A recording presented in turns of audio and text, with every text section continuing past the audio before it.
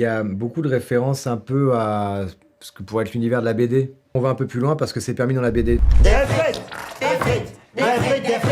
Moi, je dirais qu'il va plus dans l'absurde et qu'il y a dans celui-là particulièrement beaucoup plus de comique de l'absurde, voilà. Et je pense que c'est une référence pour Jean-Paul, déjà vu son passé avec les Robins, mais les Monty Python, et ça s'en ressent, je trouve, dans le film.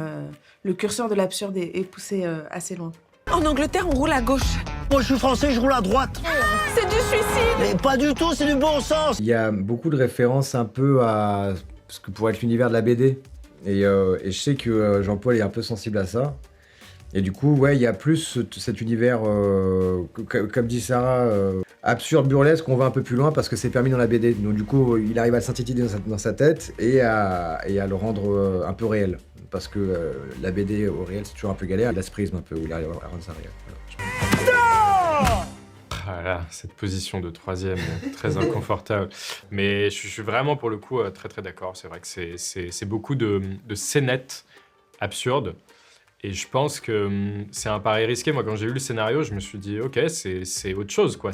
On n'est plus dans un conte, enfin moins dans un conte, même s'il y a toujours de la poésie et des choses qui se rapprochent du conte, même dans la musique et tout, beaucoup.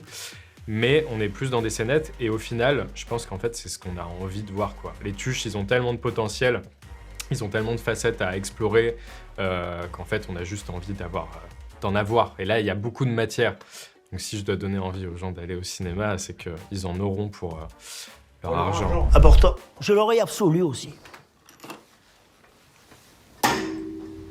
Fa dièse.